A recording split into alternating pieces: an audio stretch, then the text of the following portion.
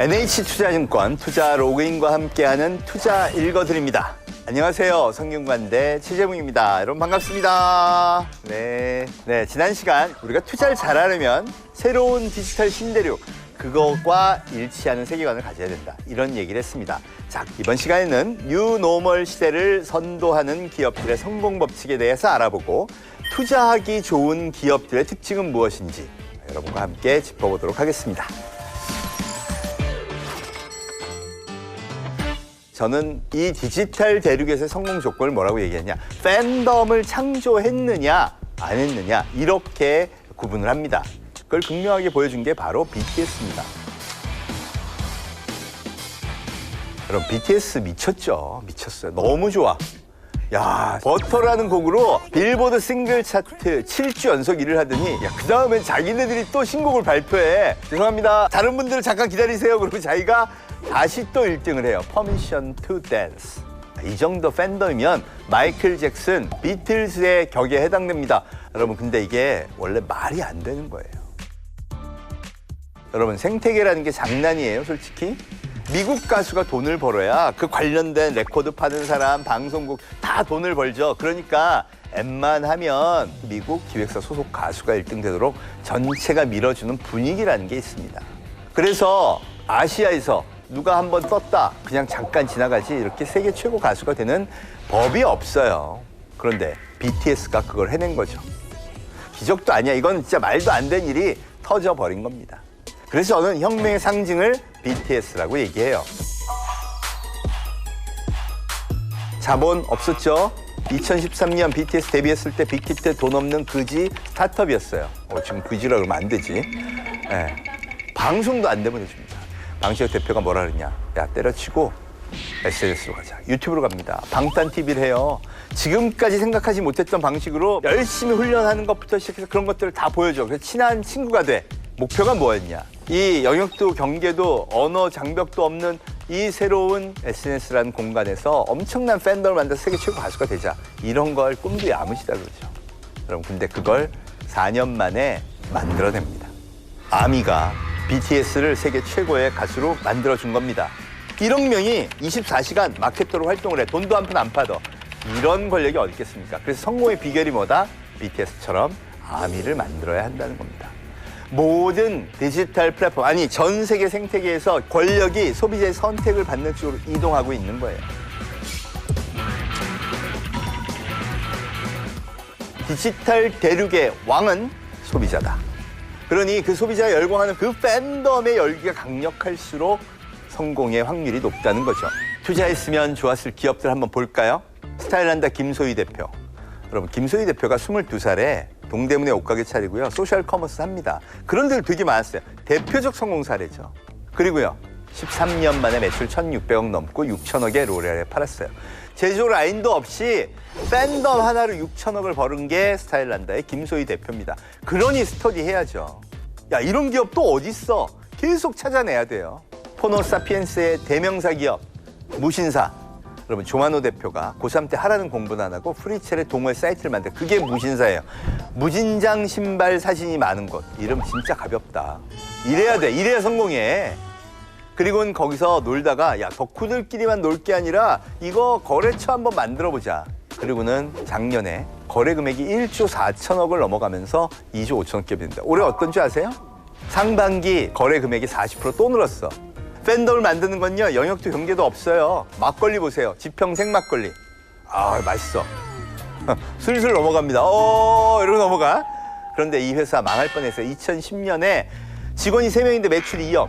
문 닫는 게 맞죠. 그래서 아버지가 아이고 이제 문 닫을 때가 된 것 같다. 1925년에 시작한 우리 회사 이제 문 닫는구나. 그랬더니 아들이 아버지 젊은 사람 좋아하는 그런 막걸리 한번 해보고 안 되면 그때 닫을게요. 어떠세요?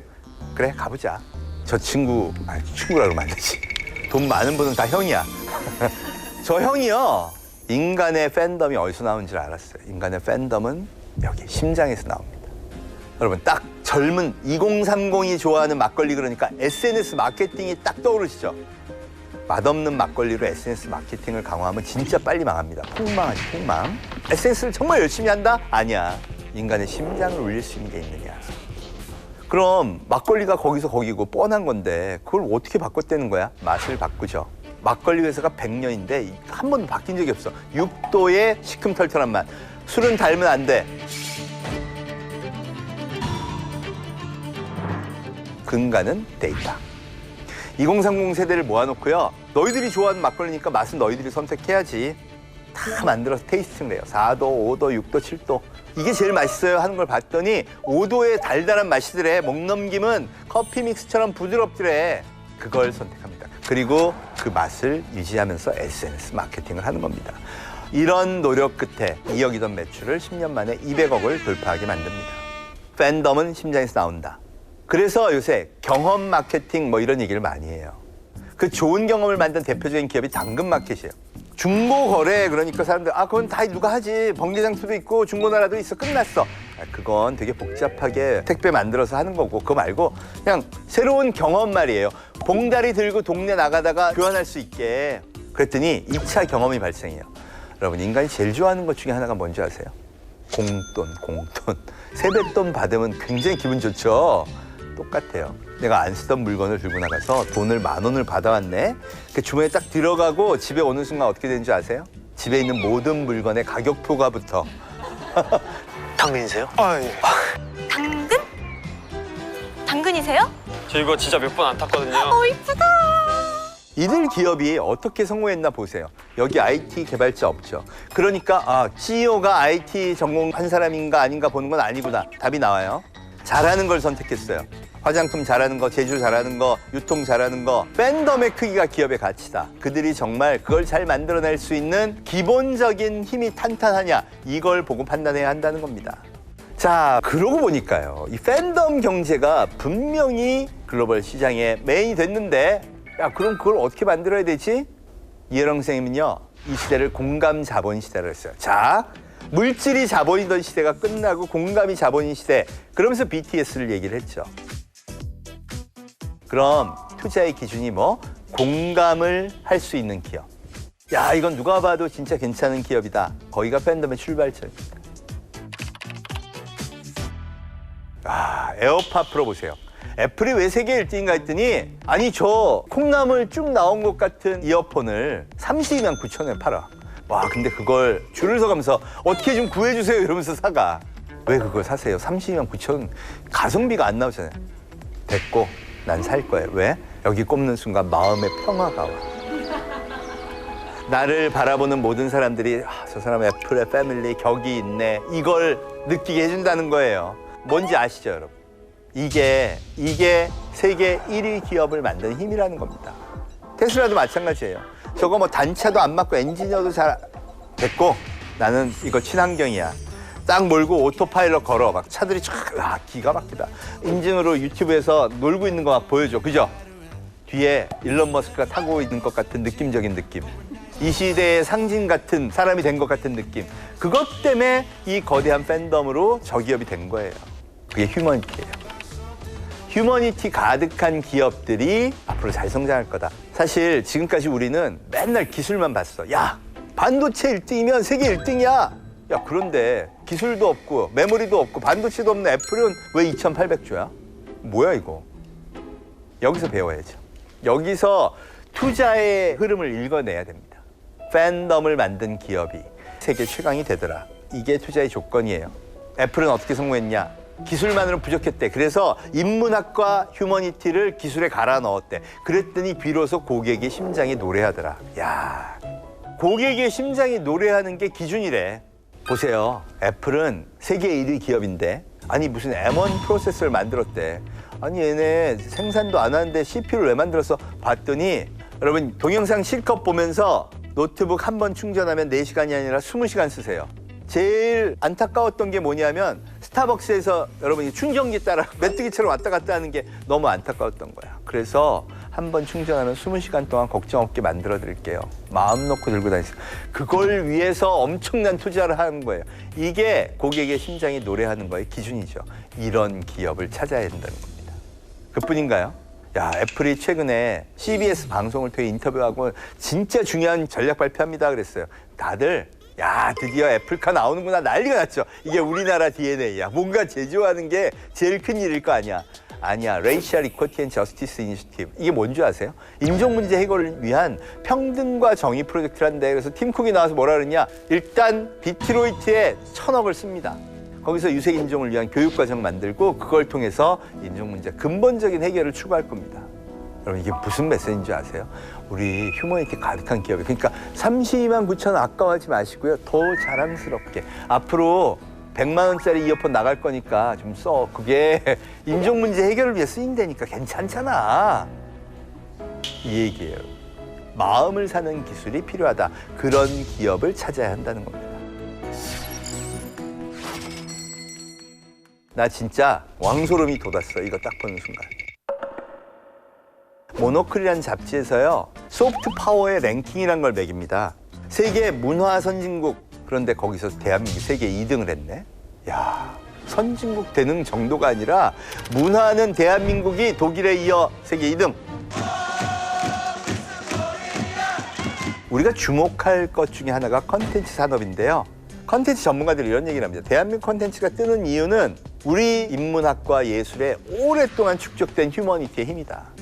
저는 뭐라 그러냐면 팬덤 로드가 열렸다고 얘기합니다. 여러분, 실크로드 들어보셨죠? 거기서 무역이 다 일어났어. 그래서 엄청난 세계의 부가 그걸 통해서 교환됐었어. K 팬덤 로드가 이번에 새로 열린 거예요. 극명하게 보여주는 게 웹툰입니다. 야, 만화는 일본이지. 웹툰이라는 새로운 세계가 오면서 이제 웹툰 플랫폼은 카카오 네이버가 운영하는 대한민국 플랫폼이 세계 1등이에요. 만화는 일본이 종주국이었는데 왜 실패했냐? 그걸 스캔해놓고 보래. 이러니까 표준 인류가 다른 거예요. 야, 디지털은 그냥 그렇게 보는 거지. 아니야, 그러면 안 돼. 웹툰은 폰에 딱 맞게 해서 만들어야 되고 그 사람들을 위한 스토리가 필요하고 그 사람들 걸로 해야 돼. 그래서 기준도 달라. 유명 작가 다 필요 없고 조회수 1등이 1등이야. 오디션. 1등을 고객이 정하세요. 그랬더니 자기들끼리 뭐 비평하고 뭐하고 난리가 나면서 1등이 나오기 시작해요. 대한민국에서 1등을 했더니 제가 그랬죠. 팬덤 로드 열렸다고. 동남아에서 1등을 하네. 그러면서 막 10억씩 벌어. 야, 이거 그러니까 더 뛰어난 작가들이 막 들어오기 시작해요. 거기 확 하고 불을 지른 게 넷플릭스입니다. 야, 데이터가 이 정도인데 이걸로 드라마를 안 만들고 말이 안 되지. 엄청난 투자가 들어오죠. 그 투자 자본에 의해서 웹툰을 기반으로 한 드라마들이 탄생하죠. 이태원 클래스가 탄생하고 여신강림이 탄생하면서 어떻게 됐냐? 여러분, 집콕을 하면서 코로나 갇히면서 사람들이 어디 못 가잖아. 그러면서 컨텐츠 소비가 엄청나게 늘었어요. 이 유튜브 넷플릭스에서 대한민국 컨텐츠가 싹쓸이를 해버린 거죠. 특히 아시아에서.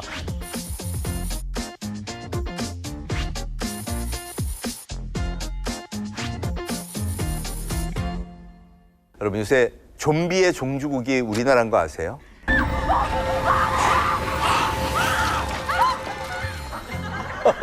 거의 모든 좀비의 새로운 문명 창조는 한국을 보러야. 야, 킹덤, 조선시대 좀비가 일단 왕이었어요. 그래서 막 아마존에서 갓을 사고 멋있다고 오마이갓 이러고 난리가 났죠. 이게 팬덤입니다. 여러분, 이게 차곡차곡 쌓이더니 지금은 대한민국 드라마에 눈물 짓는 유러피언들 굉장히 많아졌어요. 그게 다 뭉쳐서 유튜브에서 넷플릭스에서 엄청난 조회수를 만드는 거예요.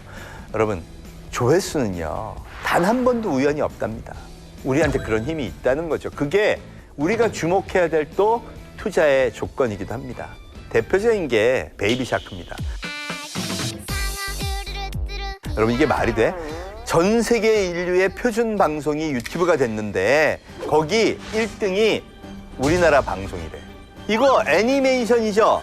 거기에 거장이 누구예요? 당연히 디즈니지. 디즈니를 어떻게 우리나라 컨텐츠 아니야. 유튜브는 우리가 1등이네.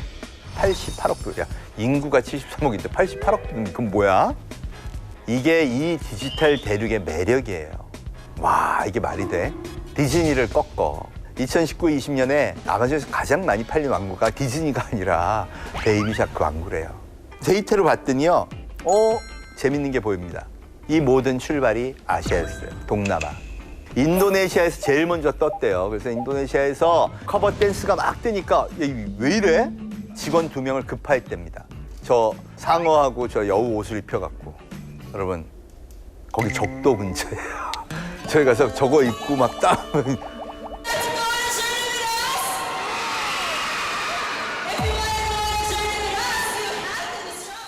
그랬더니 거기서 또 팬덤이 퍼지면서 말레이시아, 뭐 베트남, 동남아로 다 퍼졌고요.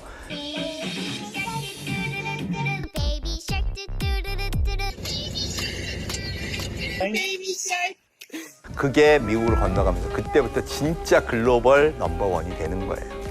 영화면 영화, e스포츠면 e스포츠, K-팝이면 K-팝, 웹툰이면 웹툰. 이 문화적, 언어적 경계도 없이 대한민국 팬덤이 크게 상승했다는 겁니다. 여기서 투자의 모든 길이 열리기 시작합니다. 고객의 심장이 노래하는 컨텐츠를 만들었는데 제품을 못 만들까요? 일단 음식 수출이 늘어요. 라면 상례 수출 늘었죠. CJ에서는 비비고 만두를 MANDU로 팔아요. 원래는 중국의 덤플링, 일본의 교자 이렇게 팔았어. 왜? 그래야 사람들이 아니까. 그런데 MANDU, 그래서 중국 거 말고 일본 거 말고 한국 게 있어요 그랬더니 이 미국의 먹방 유튜버들이 이거 먹어보더니 이건 미쳤어. 이건 정말 달라. Bibigo, Mandu. 1, 2, 3, 비비고! This is spectacular.